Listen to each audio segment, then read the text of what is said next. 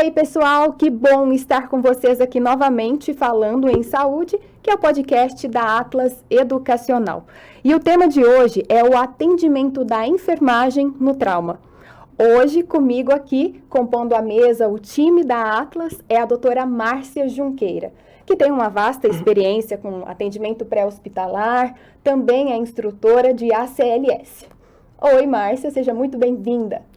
Olá, pessoal, eu sou a doutora Márcia, sou médica, atuo na área de urgência e emergência praticamente desde que eu me formei, vão fazer 13 anos, né?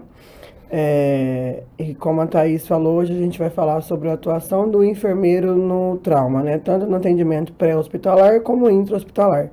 E é muito importante, a gente fala que é o nosso braço direito, né? Em todas as áreas, mas principalmente no atendimento do paciente urgente relacionado ao trauma. E você que ainda não se inscreveu aqui no nosso canal do YouTube, clique no botão que aparece na sua tela. Também ative as notificações para receber tudo em primeira mão. Hoje a gente recebe aqui um entrevistado que é muito querido da nossa equipe Atlas, é um enfermeiro, tem bastante experiência no atendimento no SAMU e também exerce a docência. É o Igor Isaac. Tudo bom, Igor? Muito obrigada por aceitar nosso convite. Tudo bem, Thaís, muito obrigado. Aproveitei para cumprimentar a doutora Márcia. Tivemos oportunidade, né, doutora, de trabalhar juntos, né? Parabenizo aí a equipe da Atlas por falar de um tema que é extremamente importante, relevante na atuação clínica, até mesmo na docência, para a gente poder difundir conhecimento no trauma, e é muito importante a gente ter esse momento de conversa. Então, obrigado pelo convite e parabéns aí à Atlas pela iniciativa. E como que está a sua atuação hoje? Hoje você está na docência, está no SAMU também? Isso, atualmente eu trabalho na equipe de esporte avançado de vida, né, do SAMU de Sertãozinho, que é uma cidade próxima aqui de Ribeirão. Também trabalho no suporte básico aqui de Ribeirão Preto. Tive a oportunidade de ficar por 2 anos no núcleo de educação e urgências, né, aqui do SAMU de Ribeirão. Já tive outras experiências com pré-hospitalar fixo e móvel, tudo na parte de urgência e emergência, atendimento ao trauma, emergências clínicas. E na docência, atualmente eu sou professor de práticas avançadas de enfermagem no curso de pós-graduação da Barão de Mauá e do Instituto Passo 1, né, que é uma escola aí que vem crescendo bastante na questão de pós-graduação. E eu faço parte do time da equipe de docentes aí na parte de urgência e emergência, cardiologia, terapia intensiva e do trauma. E para trabalhar no SAMU, assim, é essencial ter esse conhecimento no trauma, principalmente no trauma ali no pré-hospitalar? É imprescindível, né, Thaís? O enfermeiro, para ele atuar no atendimento pré-hospitalar, ele tem que ser conhecedor do trauma, né? Grande parte das ocorrências que a gente atende hoje, ela está ligada ao trauma. Temos as ocorrências clínicas, ginecológicas, psiquiátricas, enfim, vários tipos de ocorrências que a gente atende aí no nosso dia a dia, e o trauma ele faz parte dos atendimentos que nós realizamos. Então, as pessoas, principalmente as pessoas leigas, assim, a população em geral, vê muito o atendimento de ambulância, atendimento de SAMU ligado ao trauma, a acidente, a casos desse tipo. Sim, hoje se associa bastante, né, os serviços de pré-hospitalar, as ambulâncias com o trauma, né, qualquer tipo de acidente, qualquer queda, eles associam com o trauma e com o chamado socorro que a gente propriamente diz, né, então, assim, são ocorrências muito atendidas aí por nós da parte pré-hospitalar. Uhum. Sim, eu esqueci de comentar, eu trabalhei 6 anos nessa área de pré-hospitalar, né, móvel, como o Igor disse, né, no suporte avançado de vida, e hoje atuo, aliás, há 12 anos eu atuo no atendimento pré-hospitalar fixo, né, tanto é que o Igor leva pacientes para mim, a pessoa. E como o Igor disse, é muito importante, principalmente para orientar a população leiga, né, porque geralmente acontece alguma ocorrência relacionada ao trauma, e as pessoas, a gente pode até discutir, retiram o capacete do paciente, mexem no paciente que está sofrendo um acidente de uma motocicleta, por exemplo. Então, assim, engloba várias coisas esse tema. Uhum. E é bom a gente estar discutindo sobre isso para orientar a população também, né? E relacionado ao trauma, assim, quais foram algumas ocorrências, alguns chamados que você já se deparou e que foram, assim, mais vultuosos no SAMU, por exemplo? Olha, Thaís, nesses 12 anos, né, de experiência... Tem uma bagagem aí, tem uma alguns bagagem casos. aí, né? Tem alguns casos, mas com certeza todo profissional ele tem aqueles que mais chamou atenção, aquele que mais sensibilizou, né, Aqueles que a no gente não momento do esquece, né, atendimento. Igor? Sim, justamente. É aqueles que ficam na memória realmente. Claro que os atendimentos, a gente se envolve com o paciente, não tem como não se envolver, a gente é ser humano, né? Então acaba se envolvendo com a situação. Mas recentemente teve um fato que, assim, tá na minha memória até hoje, né? E eu acredito que vai perpetuar por muito tempo. Que foi aquele acidente com o ônibus que teve em Monte Alto, né? Numa cidade aqui próximo. Tenho colegas em Monte Alto, amigos de profissão em Monte Alto, né? E eu estava de plantão quando tudo isso aconteceu. E minha viatura foi uma das viaturas do suporte avançado que se deslocou até a cidade de Monte Alto para poder ajudar aquelas vítimas, né? Para poder ajudar aquelas pessoas. Né? Foram múltiplas vítimas, envolveram várias cidades, né? Para atendimento a essas pessoas que sofreram esse acidente com o ônibus, né? Então, assim, foi um atendimento que me chamou muita atenção. Não só pela cena, né? Que foi uma cena, assim... Foi uma cena muito difícil da gente lidar, né? Haviam várias pessoas que infelizmente já estavam sem vida, né? Pessoas que estavam com vida do lado das pessoas que já não estavam mais viáveis, né? Enfim. E é todo um cenário de sofrimento ali, né? Um Para quem sofrimento. fica, para quem trabalha no socorro. E às vezes pode acontecer de ser difícil até pra gente acessar a cena, né? E é complicado essas situações. Eu não estava no dia no plantão lá no intra-hospitalar, mas a gente fica sabendo, né, dessas ocorrências. Sim, e o que mais chama atenção é o envolvimento que você tem com a vítima no momento do atendimento.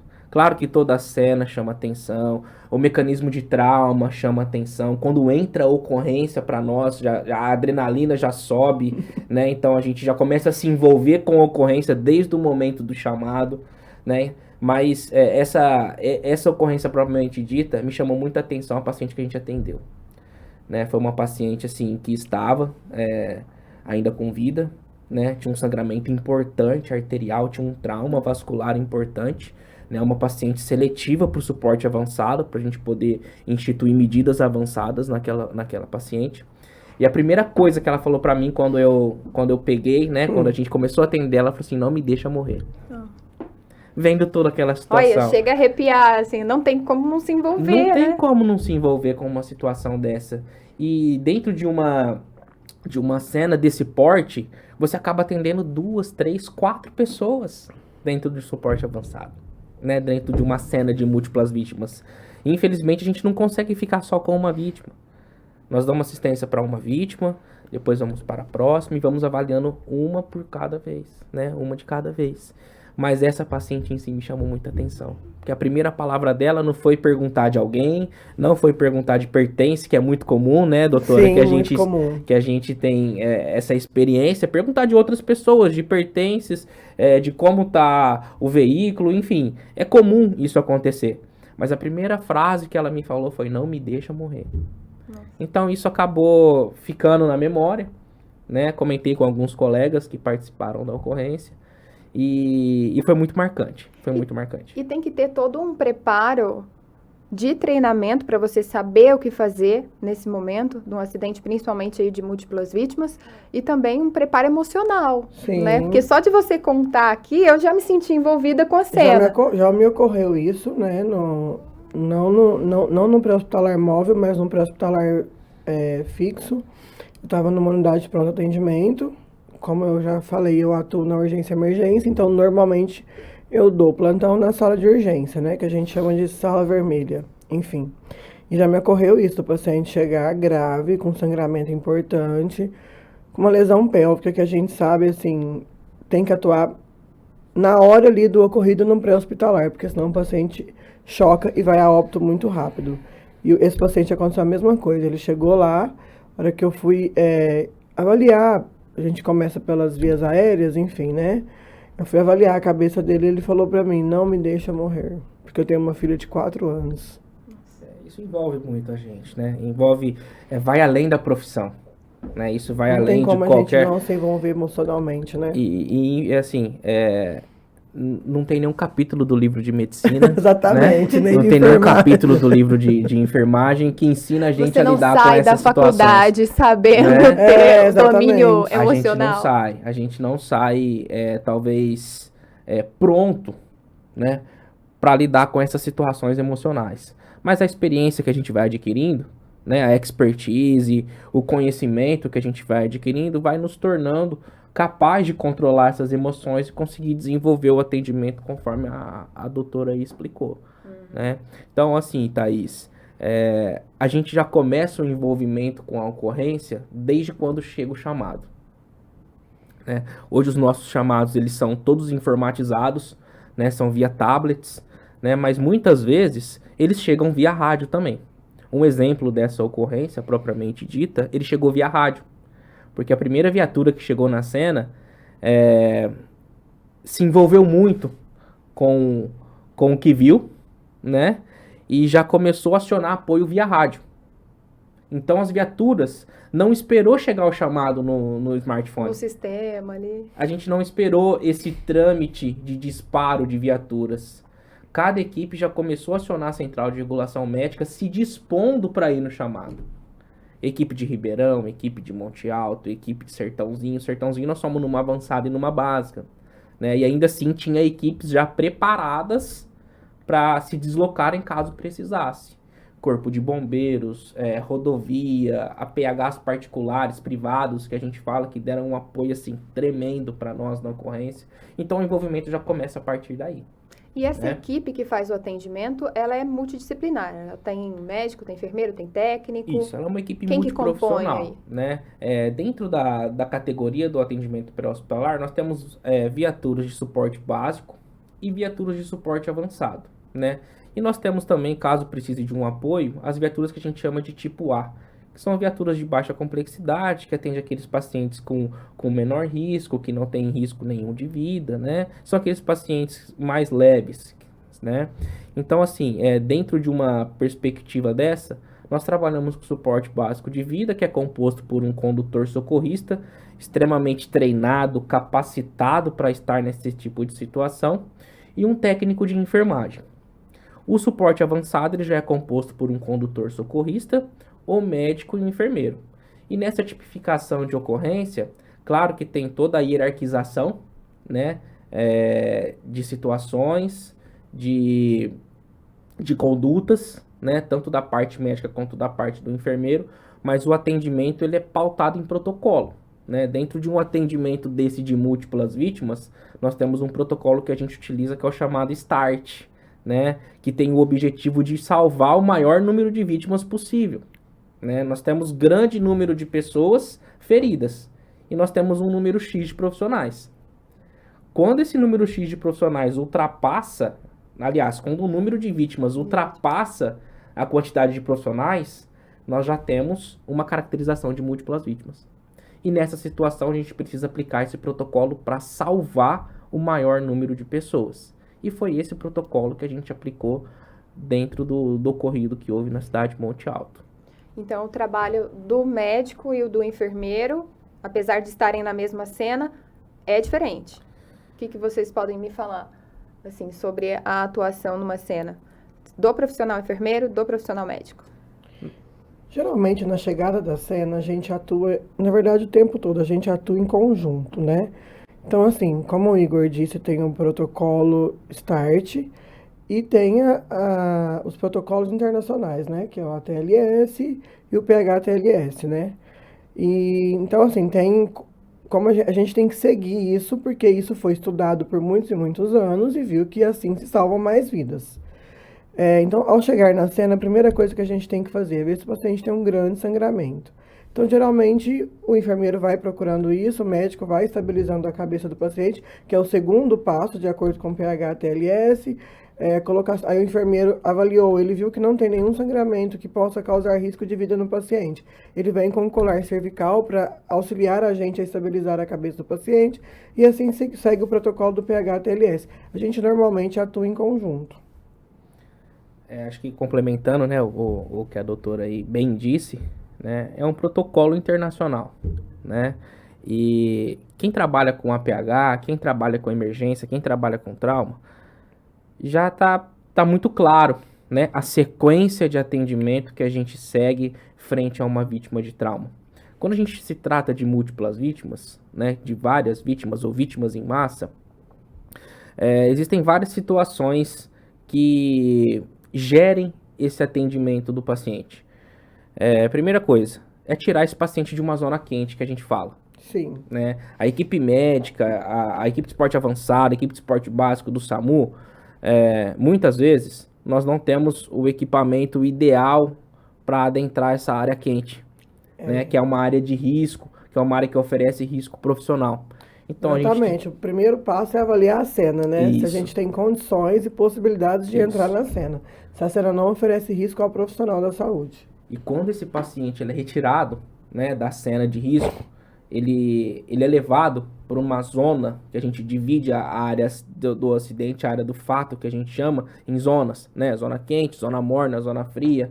A zona fria é onde está o posto médico avançado, que é onde fica o médico, o enfermeiro e as demais equipes para receber esses pacientes que são retirados da zona quente, né? E dentro do protocolo em si, dos procedimentos, claro que o médico ele tem a sua habilidade, a sua autonomia de realizar procedimentos avançados, que compete à categoria médica, né? Em que o enfermeiro ele não pode estar realizando por conta da lei do exercício profissional, propriamente dito. Né? Um exemplo muito claro é a intubação orotraqueal. Eu tava pensando a mesma coisa. A intubação orotraqueal é um procedimento médico.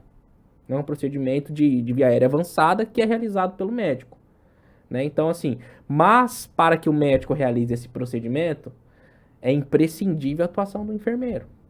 Então, o atendimento em si, ele é síncrono, né? Ele é muito síncrono, ele é muito junto, né? A gente até tem um ditado que onde está o médico está o enfermeiro, onde está o enfermeiro está o médico, porque a gente sempre se apoia um no outro, né? A gente sempre está junto um do outro, porque o objetivo final é salvar aquela vida.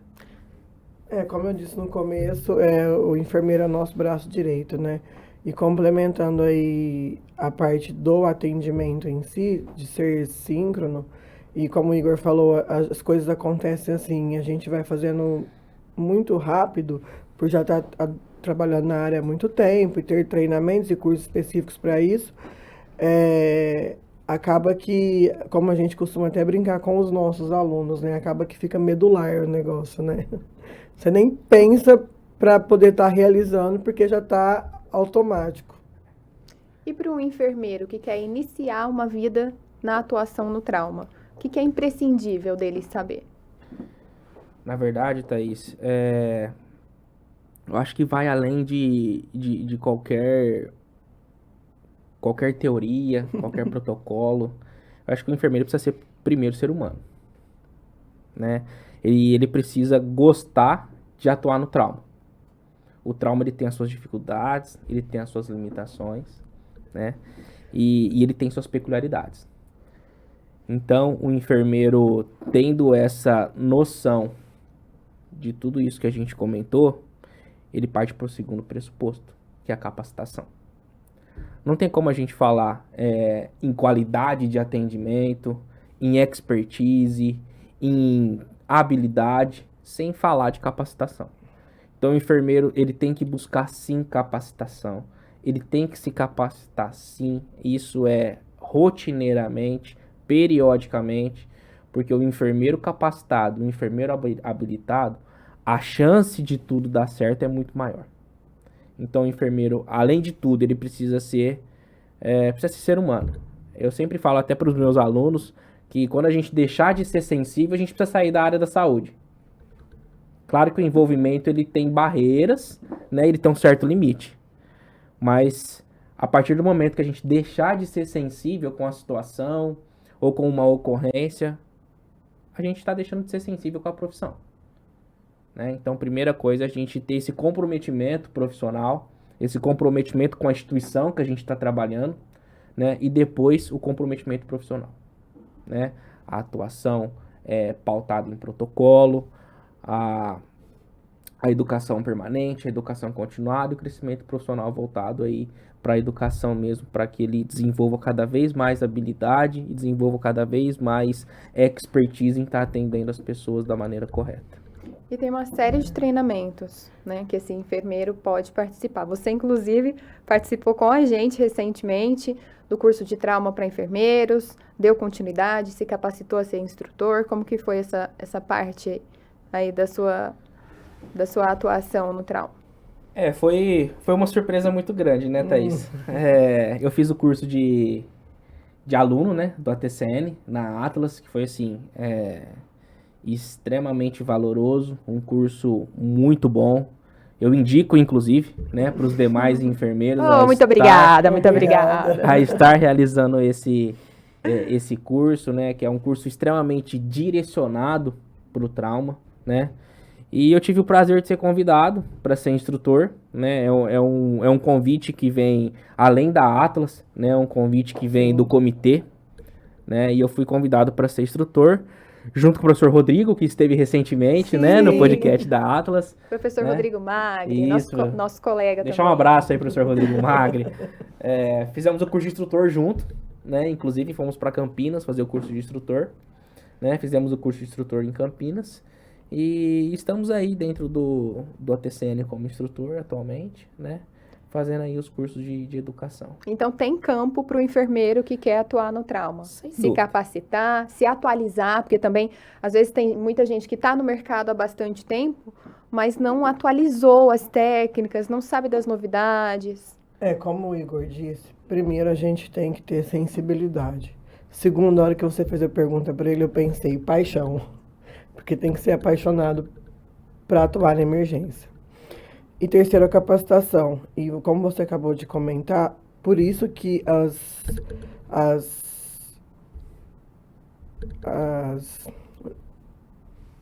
os comitês internacionais exigem que os cursos sejam renovados a cada 2 ou a cada 4 anos, por conta que tem que ter uma educação continuada para atuar na área, né? E tem muita questão também que a gente ouve os especialistas falando que se você não põe em prática, você esquece. Não que você nunca tenha aprendido, né? Não que você nunca tenha visto, se deparado com alguma determinada situação, mas é igual prática de RCP. Se você não põe em prática, se não faz parte do seu dia a dia, do cotidiano, o atendimento, e até fazer uma manobra como essa, o profissional esquece parâmetro, esquece... Só simplesmente por não fazer, né? A habilidade, ela é adquirida com treinamento. Com a prática. Né? Com a prática, não tem como. Nós que estamos na docência, né? A gente sempre fala para os demais que precisa fazer. Precisa colocar a mão, né? No entanto, hoje o ATCN, ele trabalha com a prática hands-on, né? A prática hands-on, ela na verdade, diz tudo isso que a gente já está comentando. Colocar a mão para fazer. Né? Desenvolver habilidades para. Então é extremamente importante para o enfermeiro não só ficar na parte teórica. Claro que o conhecimento teórico ele é extremamente importante. Precisa ter um embasamento teórico. Né? Mas a prática ela vai subsidiar esse enfermeiro no desenvolvimento de habilidade. Né? E o desenvolvimento de habilidade vai tornando esse enfermeiro cada vez mais expert naquilo que ele está fazendo. Né? Ainda mais que para lidar com trauma, imagino que seja uma série de tomadas de decisões rápidas.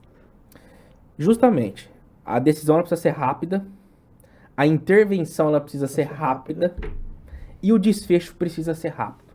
Tudo isso a gente traduz em 2 palavrinhas básicas muito comum dentro do trauma, que é a chamada Golden Hour, que é a hora de ouro do trauma.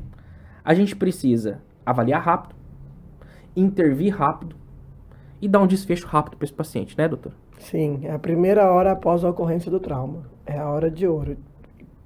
E é como o Igor disse, a gente precisa avaliar rápido, intervir rápido e dar um desfecho rápido. Se o paciente a gente vai colocar ele dentro da ambulância de suporte básico ou de suporte avançado, você vai remover, até que unidade que vai remover. Se a gente pode remover para uma unidade fixa pré-hospitalar, ou se ele tem que ser diretamente encaminhado para um atendimento intra-hospitalar.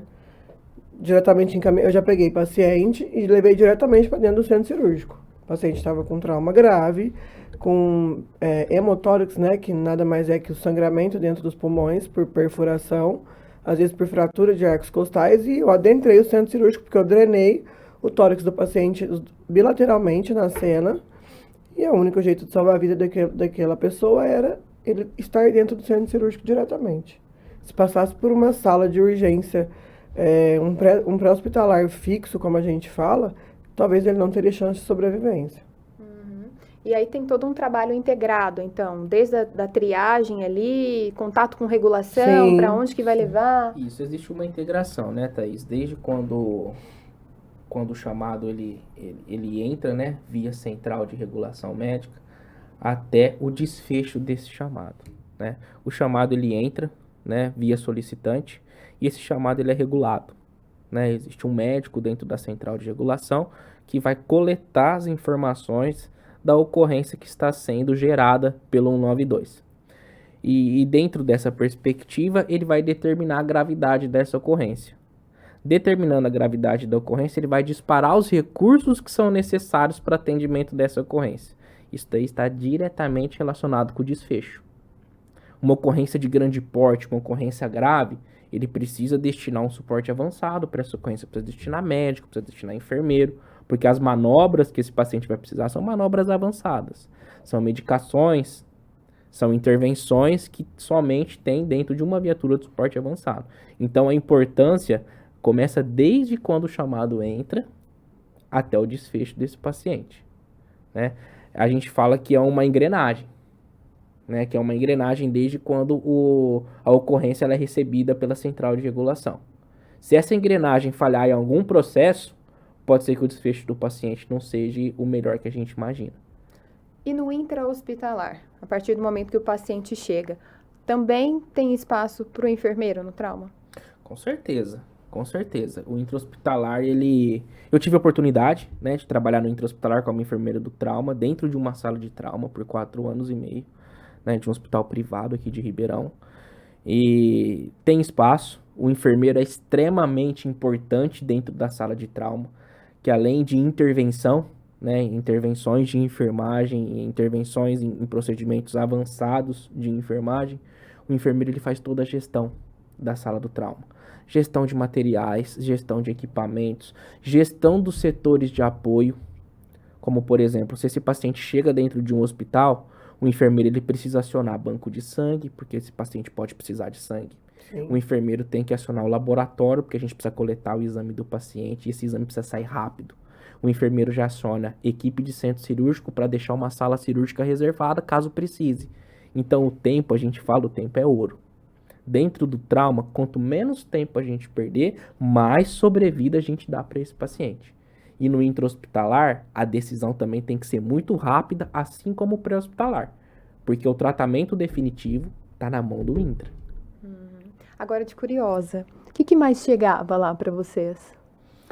Olha, a gente recebia muito acidente. Muito paciente traumatizado, né, muito trauma crânioencefálico. Nossa. Então a gente recebia esse porte de paciente lá nesse hospital. Porque a grande maioria dos acidentes acontece com motocicletas, né? A incidência é muito grande. Grande maioria. E realmente, assim, o traumatismo crânioencefálico é uma coisa recorrente no atendimento de politraumatizado. E o que tem que ser feito? Quais são os passos a partir do momento de uma vítima nesse quadro? Bom, o paciente tem que ir direto para uma tomografia para ver a gravidade do trauma, né? Isso, assim, na verdade, estou falando do intra-hospitalar, não do pré. Sim. O pré, como eu já expliquei, estabilização da cabeça, da coluna cervical, abertura de via aérea, se tiver alguma obstrução, ou uma necessidade de uma via aérea avançada. Enfim, aí a gente chega porque eu já tive a oportunidade de trabalhar no pré-hospitalar fixo, no móvel, no intra, na sala de urgência de unidade de pronto atendimento, no processo todo de regulação. Então, aí o paciente chega, ele tem que ir direto para uma tomografia para a gente conseguir ver o tamanho do trauma, se causou hemorragia e se é necessário uma intervenção cirúrgica, uma craniectomia, ou se só com medicação, às vezes algum corticoide, a gente consiga diminuir aquele edema cerebral. Tem tem alguns tipos de sangramento intraparênquima cerebral, né? Que a gente fala. Então, assim, dependendo do tipo de sangramento, a conduta é tomada.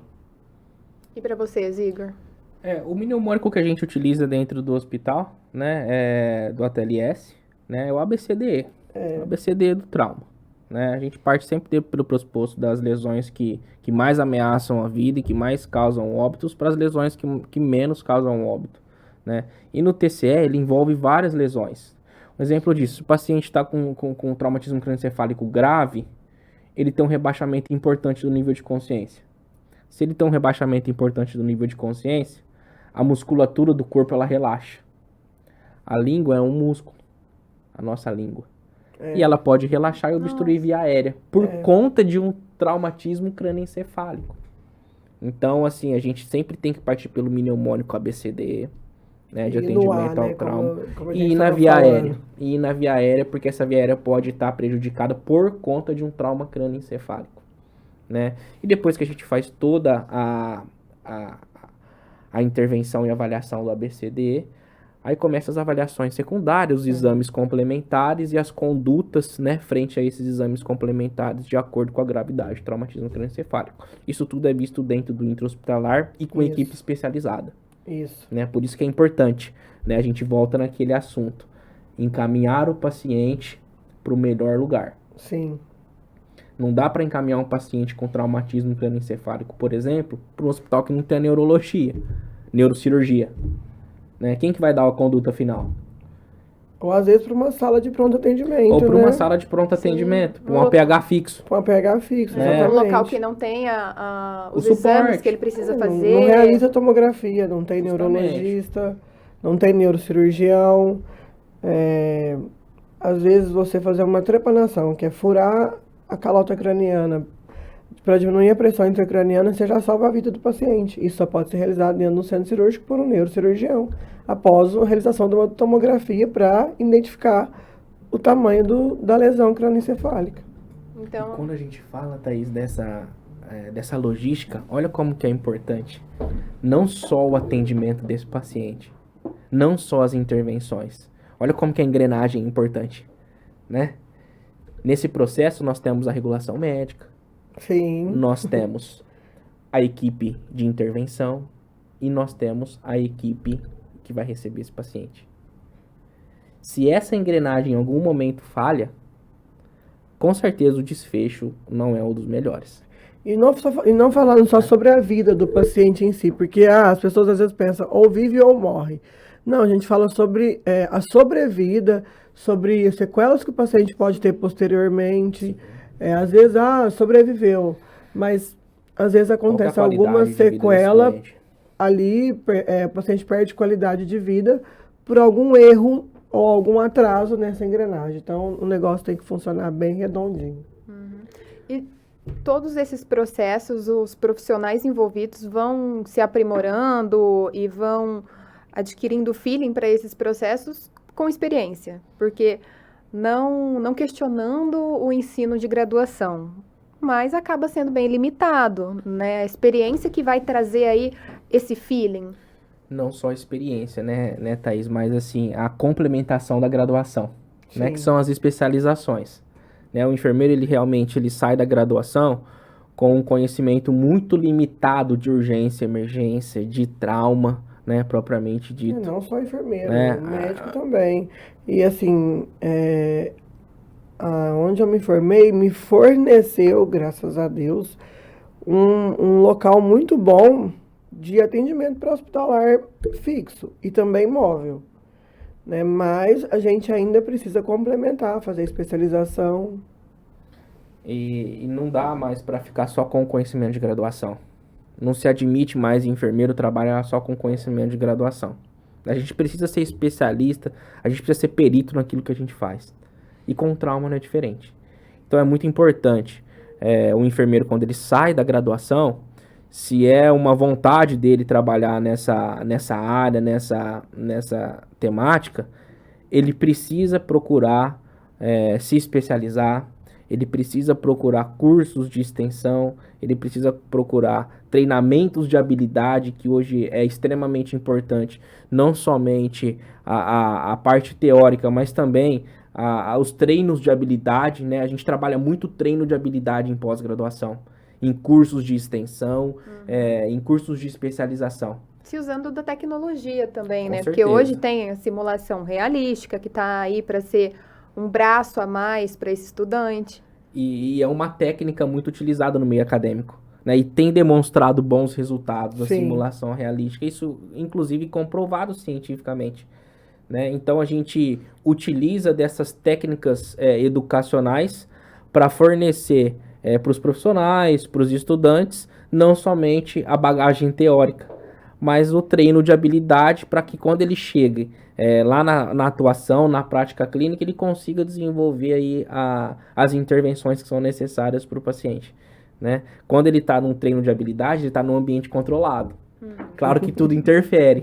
E né? ele pode errar, Ele pode errar, aprender novamente. Ele pode refazer, né? Os instrutores, os docentes, eles começam a lapidar esses erros, né? A gente começa a lapidar essas intervenções que talvez poderiam ser feitas de forma diferente, né? Só que quando ele sai lá na prática, a gente não consegue lapidar mais. Sim. Né? Por isso que é Você importante. vai estar com a vida do paciente na sua Sim, mão, na pois sua é. responsabilidade. Por isso que a formação é essencial. Tanto na graduação, né, quanto na pós-graduação, num curso de especialização. Nos É cursos de extremamente extensão, né? imprescindível. E me fala assim, um conselho para um enfermeiro que está para se formar e quer se envolver nessa área, nesse setor de trauma. Eu sou um cara apaixonado pela profissão, né? Então acho que Sério, a gente é- nem percebe. Somos, né? E- né, não doutora? conta, a gente não percebe. É muito fácil a gente falar de algo que a gente gosta muito, né? Então, desde a minha graduação, o atendimento de emergência, o atendimento ao trauma, ele sempre me chamou a atenção, né? Então, quando você gosta de algo, quando aquilo te faz bem, te satisfaz pessoalmente, profissionalmente, você vai procurar algo para melhorar a sua habilidade e expertise. Então, o meu conselho para o pessoal que está vindo aí de formação, até para... Peço até licença, né, para vocês, para os meus alunos que estão saindo aí do curso de especialização, não parem de se atualizar, não parem de estudar, não parem de treinar em ambiente controlado. Nós docentes, nós instrutores, nós treinamos até hoje, Sim, né? Nós treinamos até hoje. sim. E no plantão, Thaís, eu acho que foi até uma pergunta extremamente importante que você fez. No plantão, na assistência, quando a gente muitas vezes está sem ocorrência, nós treinamos. Sim. Nós pegamos a equipe e treinamos. Treinamos uma imobilização, que às vezes é muito difícil da gente fazer. Por exemplo, uma imobilização pélvica. Imobilização pélvica não é todo acidente que a gente pega que o paciente tem instabilidade pélvica. Então a gente precisa saber manipular o equipamento. Como eu comentei antes, é uma das coisas que mais causam óbito, né? Na primeira hora ali, se o paciente E sofre a um gente trauma treina pélvico, até hoje. treina Então, até meu hoje. conselho para o pessoal que está vindo, né? Para os colegas que estão se formando, para os colegas que estão saindo da especialização, não parem de estudar. Não parem de treinar. Não parem de adquirirem expertise e habilidade. E você, doutora? Qual seria um conselho assim, para o pessoal, agora na sua área, né, na medicina, pessoal que está saindo da graduação agora e tem interesse em atuar no trauma, seja no pré-hospitalar, seja no intra? Então, como o Igor estava dizendo, né? Quando eu me formei, existiam pós-graduações de urgência e emergência. Hoje já existe desde 2018, foi estabelecido que a urgência e emergência é uma área da medicina e hoje existe residência de urgência e emergência. Pois é. Então, desde 2018 foi implantada a residência de urgência e emergência. Já mudou a cultura, né? Já mudou a cultura, exatamente. Antes saía, médico plantonista, né?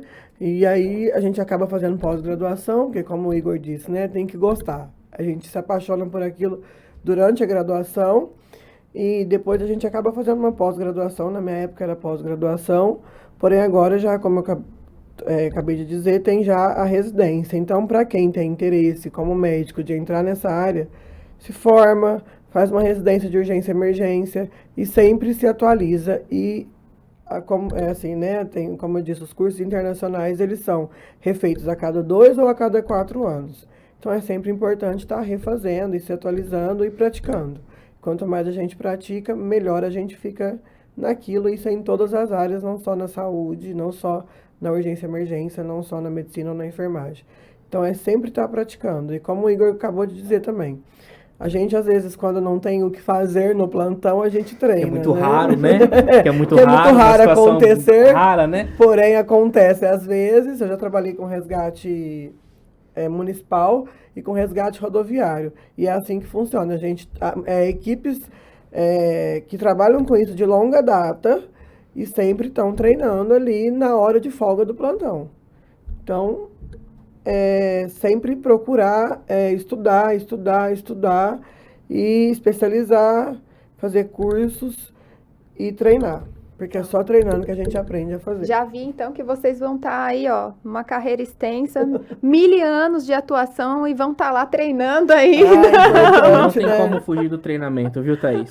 Não tem como fugir do treinamento, não tem como fugir do treino de habilidades, né, Antes doutor? nem era exigido, por exemplo, que o médico ou o enfermeiro acho que ainda não se exige, mas que o médico tivesse o ATLS, o PHTLS, o ACLS para atuar nessa área. Hoje já é exigido em alguns hospitais, em alguns serviços de pronto atendimento, inclusive num privado que eu trabalhava, que o médico tenha os cursos e que ele renove conforme é solicitado pela associação daquela instituição, daquele curso. Na enfermagem ainda não se tem essa exigência. Porém, o enfermeiro que trabalha com trauma, se ele tem uma chancela desse nível, não dá para falar que ele não é visto com outros olhos. Diferenciado, profissional diferenciado. É um diferencial. É um diferencial para o enfermeiro, não é uma exigência, tá? Dos hospitais, de concursos públicos, inclusive. Sim. Não é uma exigência que o enfermeiro seja especializado para que ele atue no pré-hospitalar ou num serviço intra-hospitalar, né? Mas é um diferencial que esse enfermeiro tem. É um diferencial que esse profissional adquire e é um diferencial que ele leva para a prática dele, né? Exatamente. Existem alguns concursos, no estado de São Paulo, alguns concursos a nível federal, né? Existem aí algumas especializações que são exigidas, né? No estado de Minas, já se teve alguns concursos para o SAMU, que era um critério de inclusão para prestar o concurso, o enfermeiro ser especialista em urgência e emergência, a qual eu concordo. Eu também concordo. E vou te contar uma. Eu passei num concurso público 6 meses após me formar. Não tinha especialização, não tinha pós-graduação, não tinha cursos e passei como emergencista num concurso público. Hoje essa 6 meses após. Tem mudado um pouco, viu, Thaís? Mudou completamente. Essa cultura assistencial já se tem procurado profissionais, né, com capacitação, com treinamentos, porque a gente sabe que o trauma, se a gente não conseguir atuar rápido, a gente vai perder o doente. É um pouco diferente das outras áreas. Sim. Né? Não tem como a gente falar que é tudo igual. Não tem, né? É um atendimento diferenciado. Então, a expertise do profissional precisa ser um pouco mais aguçada mesmo. E é isso aí, então, meus amigos. Vê que a gente se envolve aí no bate-papo e a hora passa rapidinho. Passa rápido, né? Eu queria agradecer demais a sua participação, Igor. Acrescentou bastante aqui no nosso bate-papo, com toda a sua experiência, tanto no atendimento como na docência. Muito obrigada pelo seu tempo. Imagina, Thaís, eu que agradeço aí a oportunidade, o convite, né? Parabéns pela iniciativa da Atlas aí em estar conversando de um tema extremamente importante, relevante.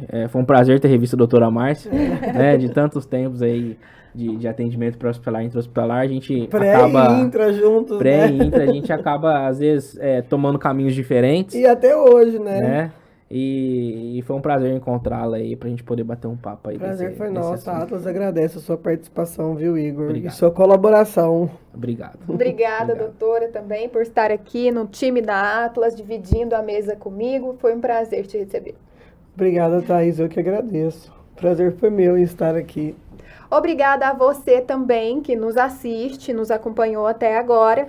E eu gostaria de fazer um convite para você que ainda não curtiu a nossa página, não se inscreveu também aqui no canal. Nós temos o Instagram da Atlas, que é o @atlas.educacional. Vai lá na nossa página, comenta, dá alguma sugestão de tema que você gostaria de ver aqui na nossa entrevista. A gente vai levar super em consideração, mesmo porque todo o nosso trabalho aqui é para trazer um conteúdo de qualidade para vocês. Muito obrigada e até a próxima. Tchau, tchau.